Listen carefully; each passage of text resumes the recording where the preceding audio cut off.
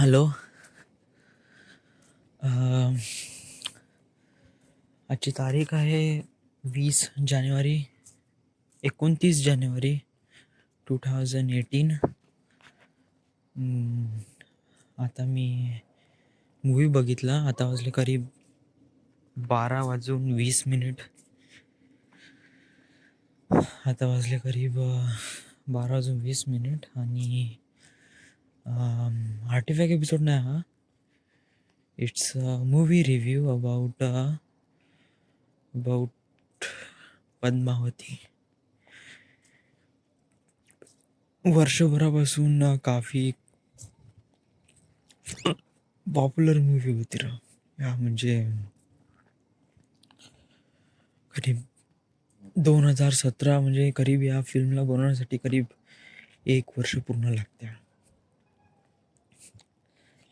आणि ज्याप्रमाणे याचं प्रोडक्शन वगैरे होतं आणि आणि काफी कॉन्ट्रोवर्शियल पण मूवी होती म्हणजे पद्मावती. लोकांना एक प्रकारे असं वाटलं की त्यांच्या धर्माविरुद्ध असे काहीतरी शब्द याच्याबद्दल उलगाडले असेल, जस्ट लाईक दॅट. सो त्यामुळे असं काही होतं कॉन्ट्रोवर्शियल. त्यामुळे या फिल्मला ऑलरेडी तर पॉप्युलॅरिटीमध्ये होतीच, बट अजून पण या कॉन्ट्रोवर्शियलमुळे अजून जास्त पॉप्युलॅरिटीमध्ये आली. 8 डिसेंबरला मूवी रिलीज होणार होती, 8 डिसेंबर 2017मध्ये. बट याच्यावर कसं एक प्रकारे बॅन आणण्यात आला की हे मूवी नाही आहे, म्हणजे एक प्रकारे म्हणजे असं की आमच्या धार्मिकतेला म्हणजे राजपूत खानदानवर अशा प्रकारे टीका करण्यासाठी ही मूवी बनवलेली आहे असं लोकांना वाटत होतं. त्यामुळे त्या लोकांनी फिल्म रिलीज व्हायच्या अगोदरच यांनी बॅन आणला होता आणि काफी कॉन्ट्रोवर्शियल सुरू होती ह्या फिल्मवर. या करीब 2 महिने बॅन राहिला. नंतर अशी खबर निघाली का फरवरीमध्ये रिलीज होणार आहे पद्मावती. बट अनफॉर्च्युनेटली 25 डिसेंबरला ही फिल्म रिलीज करण्यात आली. 25 का? यस, 25 डिसेंबरला ही फिल्म रिलीज करण्यात आली, Padmavati. It was really great. Film बनवली आहे संजय लीला बन्सालीने. यांनी याच्या अगोदर पण फिल्म बनवली आहे. Sanjay Leela बन्साली usually historical movie बनवतात. त्याच्यामध्ये एक प्रकारे वॉर सीन असतो, या म्हणजे जोधा अकबर, रामलीला, बाजीराव मस्तानी, पद्मावती, अजून पण खूप साऱ्या मूवीज बनवल्या आहे. बट मला एवढेच माहीत आहे जे मोस्टली हिस्टॉरिकल मूवीज आहे. डे बाय डे ज्या पद्धतीने यांनी आपलं प्रोडक्शनमध्ये इम्प्रूव्हमेंट आणण्याचा प्रयत्न केला आहे ते फिल्ममध्ये पण दिसून येते. Graphics, media stuff, camera work वगैरे. काय आपण आपल्या चुकीपासून शिकत असतो आणि बन्साली साहेबांनी त्यांनी चुका करत गेले आणि त्यातून हळूहळू शिकत गेले. पण त्या चुका खूप कमी होत्या, त्यामुळे लोकांना त्या दिसल्या नाही, बट मला त्या दिसल्या. ओके, तर कोणत्या चुका होत्या? ओके, फर्स्ट ऑफ ऑल आपण फिल्मबद्दल थोडंसं जाणून घेऊ. ॲडव्हान्टेज डिसॲडव्हान्टेज आपण थोडंसं नंतर बोलू. फिल्ममध्ये casting it was really great. नेहमीप्रमाणे संजय लीला बन्सालींना दीपिका पादुकोण आणि रणबीर सिंग या 2 कॅरेक्टरवर विश्वास होताच. म्हणजे त्यांना जर समोर पुढे अजून कोणती मूवी बनवायची असेल ना, तर या 2 कॅरेक्टरला ते लोक कास्ट करणार. म्हणजे संजय लीला बन्साली या 2 ॲक्टर्सलाच कास्ट करणार. आणि याचा एक प्रकार हे पण आहे का समजा एक एवढा मोठा डिरेक्टर जर तुम्हाला तुमच्यावर एवढा मोठा विश्वास ठेवत असेल ना, तर तुमचं काही कर्तव्य असते का तुम्ही त्याला एक चांगला आउटपुट द्या. सो त्याप्रमाणे यांनी खूप चांगलं काम केलं असं मला वाटते. दीपिका पादुकोणचं काम वॉज ग्रेट, बट तिचं काम तेवढं उठून दिसलं नाही. हं. सर्वात स्पेशली काम आहे ते रणबीर सिंग, त्याचं काम काफी उठून दिसलं. बहुतच मस्त. म्हणजे ज्याप्रमाणे त्यांनी ट्रेन केला आहे या कॅरेक्टरला स्वतःमध्ये घुसवण्यासाठी, Alauddin Khilji was tremendously really bad as guy, आणि तो या फिल्ममध्ये बहुतच चांगल्याने फिट झाला. यस. पद्मावती तर पद्मावती असं नाही का हा कॅरेक्टर फक्त दीपिका पादुकोणच करत होती. जस्ट लाईक कोणता पण कॅरेक्टर किंवा कोणती पण ॲक्ट्रेस या कॅरेक्टरला रिप्रेझेंट करत होती एवढंच चांगल्या पद्धतीने. म्हणजे मी असं नाही म्हणत आहे की दीपिका पादुकोणनी खराब काम केलं आहे. नो नो नो, दीपिका पादुकोणनी बहुत चांगलं काम केलं आहे या. आणि कोणतीही ॲक्ट्रेस असेल तरी तेवढंच चांगलं काम करणार होती या. म्हणजे असं असं खास काही हे नाही आता. कारण ते कॅरेक्टर डिपेंड करते. पद्मावतीचं कॅरेक्टर अशाप्रमाणे होतं. जे मेन कॅरेक्टर होते या फिल्ममध्ये ते आहे अलाउद्दीन खिल्जी, आणि राजपूत राजा रतन वॉज फर्स्ट टाइम रंजले भन्सालीमध्ये एक कॅरेक्टर इंट्रोड्यूस करण्यात आलं आहे, आणि शाहिद कपूरने हे ती कॅरेक्टर रेप्रेझेंट केलं आहे, Raja Ratan. Is also really great. म्हणजे राजपूताचे जे व्यवहार आहे त्यांचे, राजपूत म्हणजे एक प्रकारे असे लोक जे राजे रजवाडे, त्यांचे उसूल आहे, काही नियम आहे, काही जंग करण्याचे हे आहे वगैरे वगैरे, ऑल दीज थिंग्स याच्यामध्ये बहुत चांगल्याने इंट्रोड्यूस केला आहे. आणि शाहिद कपूर वेल डेड इट रिअली ग्रेट. बहुतच मस्त त्यांनी बहुत चांगल्याने रेप्रेझेंट केला आहे. आता ही झाली ॲक्टिंगची गोष्ट. बात करते प्रोडक्शनमध्ये काम वॉज ग्रेट. मला खूप चांगल्याने डिस्क्राईब झाला आहे. मी काफी माइंड स्टेबल आहे, असं नाही का मी फक्त हे पाहून आलो आहे फिल्म त्यामुळे मी नेहमी वा करत आहे. म्हणजे अशा प्रकारे मेंटली होते राव. म्हणजे कसं आहे की आपण कसं की फिल्ममध्ये नाही का खूप साऱ्या पॅरामीटर्स नाही का इन्क्लूड केले असतात. म्हणजे तुम्ही थिएटरवर बघतो तो एक्सपिरियन्स वेगळा, मोबाईलवर किंवा कम्प्युटरवर फिल्म बघतो तो एक्सपिरियन्स वेगळा या. अशाप्रमाणे हे ते असं कॅरेक्टर असते. म्हणजे कसं आहे की थिएटरमध्ये कसं फुल आवाज, बास, फुल मोठी स्क्रीन, त्यामुळे आपण त्या फिल्ममध्ये घुसून जातो या. दुसरी काही चॉईस नसतेच ना आपल्यापाशी, कारण दुसरीकडे कुठे पाहणार आहे. बट जेव्हा आपण कम्प्युटर वगैरे किंवा मोबाईलमध्ये बघतो त्या दुसऱ्या गोष्टी पण आसपास घडत असते, आपले खूप सारे डिस्ट्रॅक्शन असते. तर तेव्हा फिल्मची क्वालिटी रेप्रेझेंट होते की आपल्याला किती पद्धतीने, म्हणजे किती चांगल्या पद्धतीने त्या याच्यामध्ये आपल्याला गुंतवून ठेवते. समजा जर तुमच्या समोर राडा सुरू आहे आणि तुम्ही कानात हेडफोन घालून तुम्ही हा पिक्चर बघून राहिले आहात पद्मावती, तर ऑफकोर्स तुम्हाला तो आवडला आहे आणि त्या फिल्मनी खूप चांगला आउटपुट दिला आहे. पण हे काही लोकांसोबतच इन्क्लूड होते. म्हणजे काही लोकांसोबत म्हणजे ज्या लोकांना माहीत नाही का कोणत्या गोष्टी का का आहे, माहीत नाही म्हणजे याचा अर्थ काय, माहीत नाही म्हणजे त्या फिल्मचं आउटपुट कशाप्रमाणे रेप्रेझेंट होते हे याच पद्धतीने रेप्रेझेंट होते की बाहेर काही असो तुम्ही फिल्ममध्ये केंद्रित राहणं, बस तिथेच फोकस राहणं, हेच रेप्रेझेंट करते की फिल्मचा आउटपुट किती चांगला आहे. चलो आता आपण बात करून घेऊ थोडंसं फिल्मबद्दल, प्रोडक्शनबद्दल. प्रोडक्शन बहुत चांगलं रे, म्हणजे बहुतच मस्त. म्हणजे मी एक प्रकारे कम्पेअर करतो संजय लीला बन्सालीची फिल्म जे 2007मध्ये किंवा 8मध्ये आली होती, जोधा अकबर, आणि ही पद्मावती. सो जोधा अकबरमध्ये जे कॅरेक्टर्स होते, जे प्रोडक्शनमध्ये जे काही, आणि सबकास्ट वगैरे होते जे इंट्रोड्यूस केले होते, वे ऑफ प्रेझेंटेशनमध्ये थोडासा फरक आला. म्हणजे कसं आहे की 16:9चा रेशोनी पहिले रेकॉर्ड करत होतं. म्हणजे याच्यामध्ये कसं आहे की फुल पायाच्या टोपासून ते डोक्याच्या केसापर्यंत रेकॉर्ड करत होतं. त्यामुळे कसं आहे की फेसवर म्हणजे चेहऱ्यावर फोकस नाही होता. त्यामुळे एक्सप्रेशन्स लॅग होत होते. आता मी का म्हणून राहिलो आहे हे थोडं चांगल्याने समजून घ्यायचं आहे. जेव्हा आपण एक प्रकारे फुल माणूस बघतो ना, म्हणजे तुझ्यासमोर एक माणूस उभा आहे. तर तुला का दिसते? हे एक माणूस दिसते.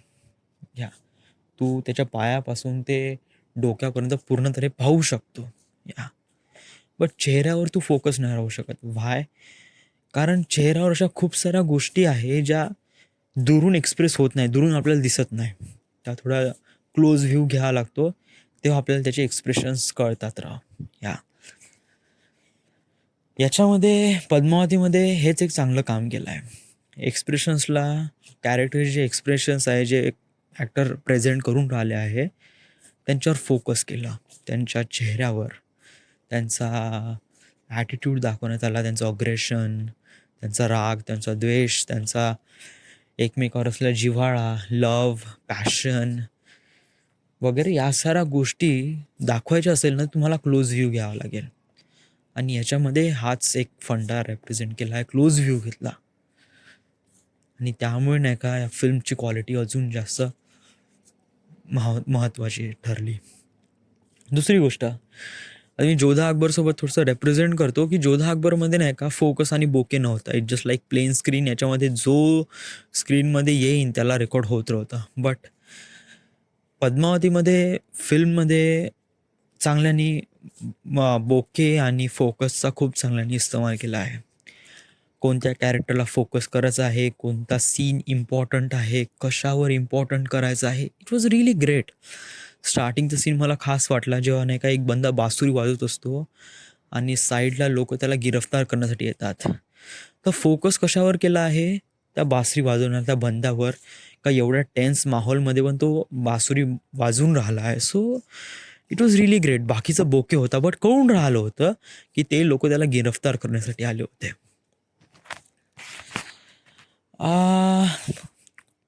पद्मावतीचे पण खूप सारे सीन्स आहे जे फोकस आणि बोकेमध्ये होते, जे बहुत ही चांगल्याने इलॉबरेट झाले, बहुत चांगल्याने. वॉर सीन कसा होता? वॉर सीन अजून एक्सटेंड करू शकत होते.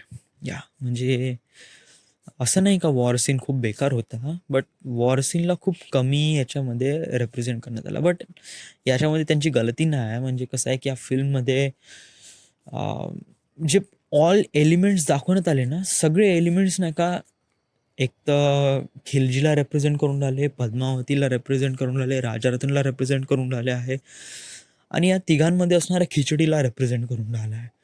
सो असा याच्यामध्ये असा कोणताच सीन नव्हता जो एक प्रकारे बोरिंग होता, जो अनरिअलिस्टिक होता किंवा अनइम्पॉर्टंट होता. म्हणजे असं का म्हणजे याचं काही या सीनचं काही महत्त्वच नाही या फिल्ममध्ये, असं बिलकुल नव्हतं. छोटा छोटा फॅक्ट रेप्रेझेंट करण्यात आला. जस्ट लाईक अल्लाउद्दीन खिलजी, ती बायको, ती बेगम, ती दगाबाज असते, दगाबाजी करते. ती दगाबाजी करत असताना तिच्यामध्ये जो दगाबाजी असण्याचा जो रिझन आहे, तिच्या डोळ्यामधून झळकून राहिला होता विदाऊट एनी सेज. म्हणजे ती सांगत पण नव्हती का त्यांनी माझ्यावर का केलं आहे.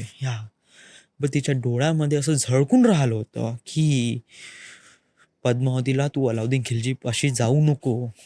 सो इट जस्ट लाईक तिच्या डोळ्यामध्ये ते एक होतं दृश्य का त्यांनी तिच्यासोबत का केलं आहे. तर तिला वाटत होतं की पद्मावतीसोबत असं तिने दुर्व्यवहार नाही केला पाहिजे. सो अशाप्रमाणे तिच्या डोळ्यामध्ये एक एक्सप्रेशन्स होते जे नाही का बोथ सीनला रेप्रेझेंट करून राहिले. की एका वेळेस ती पद्मावती पळून पण राहिली आणि दुसऱ्या सीनमध्ये म्हणजे त्याच सीनमध्येच तिच्या डोळ्यातून येणारे अश्रू रेप्रेझेंट करून राहिले होते की तू जा बा आणि मी सांभाळून घेतो, अशाप्रमाणे. It was really great. बहुत चांगल्याने रिप्रेझेंट, एव्हरी कॅरेक्टर खूप चांगल्याने स्टडी केली आहे संजय लीला बन्सालीने आणि बहुत मस्त आहे. हे झाले प्रोडक्शन. फिल्ममध्ये सर्वात इम्पॉर्टंट असते साऊंड, म्युझिक. बिना म्युझिक शिवाय नाही का एक प्रकारे भाजीत नमक नसल्यासारखं असते. म्हणजे भाजीला टेस्ट देते ते आहे नमक आणि फिल्मला टेस्ट देते ते आहे म्युझिक. आणि म्युझिक या फिल्ममध्ये वॉज ट्रिमेंडसली गुड. बहुत चांगल्याने सिलेक्टेडच एक प्रकारे म्युझिक याच्यामध्ये टाकलेला आहे, जो सीनला बहुत चांगल्याने रेप्रेझेंट करते. इंटेन्स असो, खुश असो, अग्रेशन असो, प्रत्येक इमोशन्सला एक म्युझिकचा एक चेहरा दिला आहे. त्यामुळे या फिल्मची एक प्रकारे क्वालिटी अजून जास्त वाढली आहे. या स्पेशली ती music, I like that sound track. Actually मी आता गाण्यावर जातो आणि ते साऊंड ट्रॅक ऐकतो सुद्धा, बट मला बहुत आवडले राव. घुमर गाणं हे स्टार्टिंगला होतं, मी थोडंसं मिस झालो स्टार्टिंगचा थोडासा portion, but never even matter. But music is really great. असं नाही की याच्यामध्ये गाणे खूप कमी होते वगैरे, आणि गाणे कमीच असायला पाहिजे ह्या मला असं तरी वाटते. या कारण कसं आहे की फिल्ममध्ये इमोशन्स रेप्रेझेंट केलं पाहिजे, ना की डान्स. या भाऊ, तो अलाउद्दीन खिलजी आहे डूड, तो एक राजा आहे, तो एक सुलतान आहे. तो कसा डान्स करण भाऊ? तो एक राजा आहे ना. त्याचा पण काही ना काही तुम्ही तेवढा ॲटिट्यूड दाखवून राहिले आहे, तर डान्स करताना त्याचा ॲटिट्यूड इतका कसा काय बिघडला? तर तर तरी त्यांनी अशा प्रकारचा डान्स, आता डान्स दाखवायचा, कारण इंडियन सिनेमा आहे, डान्स तर त्यांना दाखवाच लागेल. तर कशाप्रमाणे त्यांनी डान्स दाखवायचा? It was really great. तो डान्समध्ये खुशी नव्हती. या म्हणजे युजली आपण डान्स करताना खुश असतो, तेव्हा आपण डान्स करतो, बट या डान्समध्ये खुशी नव्हती. या डान्समध्ये असणारं जानवर पण, म्हणजे कसं की एक शिकारी आपल्याजवळ येऊन राहिला आहे, तर याच्या खुशीमुळे ते नको नाचून राहिले, बट ती खुशीच नव्हती. म्हणजे ते खुशी हॅपी नव्हता. तो जस्ट लाईक एक प्रकारे जानवरची बदबू होती त्याच्यामध्ये. ते शिकार येऊन राहिला आहे, जस्ट लाईक अब हम खाएंगे इसे, जस्ट लाईक दॅट. अशा प्रकारे तो डान्स होता, जो रणबीर कपूरने रेप्रेझेंट केला आहे. आणि याच्यामध्ये कोरिओग्राफ केला, आय डोंट नो, माहीत नाही जो कोणी पण कोरिओग्राफ केला आहे, but it was really great. काही काही स्टेप्स मला नाही आवडले. मला वाटलं होतं की काम व्हायला पाहिजे.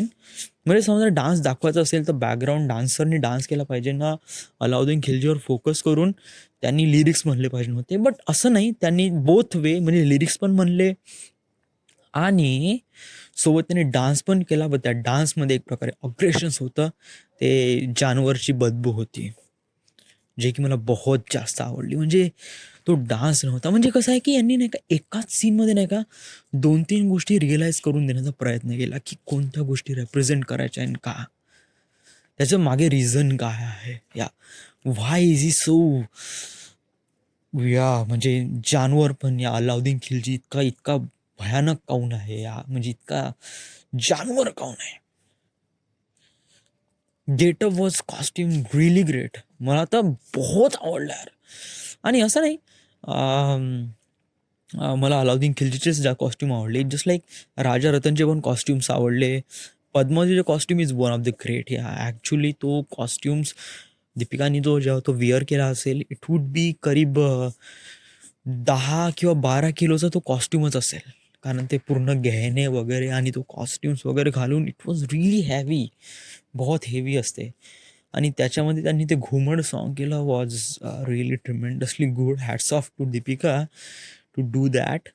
बट अदर दॅन दीपिका, प्रोडक्शनमधले आणि इनकास्ट असणारे सबकास्टमधले जेवढे काही कॅरेक्टर्स आणि त्यांचे जे costumes I was really great. मला आवडले राव. अलाउद्दीन खिलजीचा जो कॉस्ट्युम्स आहे, युजली ब्लॅक कलरमध्ये रेप्रेझेंट करण्यात आला, काळ्या रंगामध्ये, काळा डार्क कलरमध्ये रेप्रेझेंट करण्यात आला, जे की राजपूत खानदानचे किंवा शाहिद वगैरे, म्हणजे शाहिद कपूरने जे कॅरेक्टर रेप्रेझेंट केले राजा रतन, तर त्यांचे कॉस्ट्युम्स एक प्रकारे लाईटमध्ये रेप्रेझेंट करण्यात आले आहे, डार्कमध्ये नाही. मोस्टली सगळेच कपडे लाईटमध्ये, म्हणजे व्हाईट किंवा येलो किंवा ऑरेंज अशाच्यामध्ये त्यांनी रेप्रेझेंट करण्यात आलं आहे. Padmavati is also really a woman. एक प्रकारे वुमनचा कलर आहे, आणि एक वुमनचा कलर एक लाल त्यांनी रेप्रेझेंट केला आहे. सो एक प्रकारे कॉस्ट्यूम किंवा लेडीजचा जो कॉस्ट्युम्स आहे, लेडीजचा जो कॉस्ट्यूम या फिल्ममध्ये रेप्रेझेंट केला आहे, तो रेड कलर, मोस्टली रेड कलरमध्ये रेप्रेझेंट केला आहे. दिस वॉज रिअली ग्रेट. लोकेशन मला खास आवडली नाही. मला याच्याबद्दल थोडं सांगायचं आहे, की मोस्टली सारे लोकेशन्स ग्राफिक्सनी रिप्रेझेंट करण्यात आले. म्हणजे समजा नाही का तुम्ही रिअल लाईफमध्ये शूट करण्यामध्ये प्रयत्न करत असाल, तर त्यामुळे एवढी शानदार लोकेशन नाही भेटत राव. म्हणजे कसं आहे, की करीब थाउजंड्स ऑफ एकरमध्ये एक प्रकारे तपती ऊन नाही भेटत ना राव. म्हणजे इंडियामध्ये तरी नाही भेटणार. इट्स जस्ट लाईक मग होल प्रोडक्शन क्रू सगळ्यांना घेऊन तुम्ही मग तिकडे डेझर्टमध्ये चालले जा आफ्रिकामध्ये अँड देन तुम्ही शूट करा. इट वॉज रिअली कॉस्टली झालं असतं प्रोडक्शनसाठी, बहुत जास्त. सो त्यांनी ग्राफिक्स इस्तेमाल केले. थोडासा वाईट वाटते, म्हणजे एक प्रकारे रिअलिस्टिक आणण्याचा प्रयत्न करू शकत होते, बट त्यांनी केला नाही. रिझन माहीत आहे, कारण कॉस्ट वाढली असती बॉस. बट ग्राफिक्स इंट्रोड्यूस करण्यात आले वॉज ग्रेट. बट ग्राफिक्समध्ये थोडासा मला प्रॉब्लेम दिसला राव. जेव्हा नाही का शाहीद घोड्यावरून उतरते किंवा अलाउद्दीन खिलजी किंवा घोड्यावरून उतरते, तेव्हा त्याच्या साईड बॉर्डरला चांगल्या तऱ्हेने काम केलेलं नाही. तिथे एक प्रकारे ग्रीनिश कलर वगैरे एक प्रकारे रिप्रेझेंट करून राहिला होता, की तो त्या कॅरेक्टर त्या एन्व्हायरमेंटमध्ये आहेच नाही. अशा प्रकारे तो बॉर्डरमध्ये रिप्रेझेंट करण्यात आली. आता हे बहुत टायनी डिटेल्स आहे, हे युजली लोकांना दिसत नाही, ऑडियन्सला दिसत नाही, बट मला ते दिसलं फटसे. फटसे गलती दिसून गेली का तिथे थोडंसं लॅग होताच. कारण तिथे एक प्रकारे ते बॉर्डरवर, म्हणजे जेव्हा तो घोड्यावरून उतरतो आणि तो मागचा तो किल्ला आणि ते तपती ऊन दाखवण्याच्या याच्यामध्ये खूप जास्त ब्राईट दाखवायचा होता, बट त्या ब्राईटनेसमध्ये नाही का त्यांच्या बॉर्डरमध्ये नाही का काळ दाखवण्यात आला आहे. जो की तिथेच पकडण्यात आला आहे, की तो ग्राफिक्सचा पॉईंट ऑफ व्ह्यू आहे, तो इतका चांगल्याने रिप्रेझेंट झाला नाही. दुसरी ग्राफिक्सची गोष्ट म्हणजे फ्लेम, जे फायरबॉल असतात, म्हणजे ते अलाउद्दीन खिलजी जेव्हा वॉर सुरू करतो तेव्हा ते फायरबॉल असतात ना, ते इथून असे जातात ना, ते भिंती तोडतात, ते fireball was completely made up by graphics. Okay, ठीक आहे, मान लेते तुम्ही ग्राफिक्स में बनाय, असं काही प्रॉब्लेम नाही, पण थोडं चांगलं तर बनवा. तुम्ही फ्लेम बनवून राहिले, त्याचे फ्लेमची साईज हार्डली 1 किंवा 2 फीट आहे. डूड, इट्स फायरबॉल म्हणजे हार्डली तो करीब 10 फीटचा एक फायरबॉल असतो, आणि त्याला तुम्ही जाळून राहिले तर ॲटलिस्ट 20 फीट त्याचे फ्लेम असतात. तर ते दाखवूनच नाही राहिलं राव. इट जस्ट लाईक तुम्ही जाऊन राहिली, जस्ट लाईक माचीसची काडी कशी झाली, त्याच्यामध्ये कसं माचीसची काडी मोठी आणि त्याची वाट छोटी. It just like that. काही पथेटिक आहे का काही? तो ग्राफिक्सचा प्रॉब्लेम होता. संजय लीला बन्सालने त्याच्यावर थोडं लक्ष द्यायला पाहिजे होतं, बट त्याने थोडासा मिस झाला, पण मग ते पकडला की तिथे तो ग्राफिक्स द्यायला पाहिजे होतं, तो फ्लेममध्ये चुकला. आणि अशा खूप ठिकाणी आहे फ्लेममध्ये मला गलती दिसलीच. 2-3 ठिकाणी गलती दिसली मला. अजून एक वेळा ती जेव्हा नाही का सती सावित्री म्हणून ती एक प्रकारे दीपिका पादुकोण किंवा ती पद्मावती जेव्हा ते म्हणजे स्वतःला जाळण्यासाठी ते आगीत उडी मारते, तेव्हाचे पण graphics was not really great. तेव्हाचे पण फ्लेम मला आवडले नाही. कारण नाही का त्याच्यामध्ये फ्लेम दाखवल्याच नाही. असं वाटलं की खूप मोठा ब्राईट स्पॉट आहे, जिथे पूर्ण येल्लो येल्लो करून टाकला आहे आणि तिच्या समोर ती चालली आहे. इट्स लाईक ती फ्लेम के जळून राहिलं असं काही फीलच नाही होऊन राहिलं होतं. म्हणजे ती फक्त जाऊन राहिली, बॅकग्राऊंड म्युझिक वाचून राहिला आहे वगैरे वगैरे, लोक एकदम हे होऊन राहिले, बट ते जळण्याची फ्लेम दिसल्याच नाही राव. त्याच्यामध्ये थोडासा मात खाल्लाय. ग्राफिक्स मला नाही आवडले, बट समहाऊ या फिल्मच्या अनुसार वगैरे नाही चांगले बनत होते यार. याच्या अगोदर पण चांगले ग्राफिक्स वापरले आहे. बाजीरावमध्ये बाजीरावमध्ये ग्राफिक्स मी बाजीराव बघितलं नाही यार फिल्ममध्ये, म्हणजे टॉकीजमध्ये, त्यामुळे मी इतके टायनी डिटेल्स नाही पकडू शकत. बट याच्या अगोदर पण, आणि हे खूप मोठे ग्राफिक्स नाही ना राव, म्हणजे होल सेट तुम्हाला थोडी ग्राफिक्स, आणि समहाऊ तुम्हाला फायरवॉल जाळायचं होतं तर ॲक्च्युअलमध्ये जाळणं तुम्ही. आता याच्यामध्ये कुठे प्रोडक्शन कॉस्ट वाढणार होती, थोडासा रिस्की असता, बट युजली तुम्हाला चांगला टेक भेटला असता राव. म्हणजे करीब 10 फीटपेक्षा 5 फीटचाच फायरबॉल करा आणि तुम्ही त्याला जाळा, ॲक्च्युअलमध्ये जाळा ना तुम्ही, आणि मग त्याला थ्रो आउट करा ना, तो चांगला दिसला असता राव. तुम्ही ग्राफिक्स विनाकारण ग्राफिक्स बनवला आणि just like army is also really graphics to me. ज्याप्रमाणे अलाउद्दीन खिलजीची आर्मी दाखवण्यात आली आहे, इट वॉज रिअली ग्राफिक्स.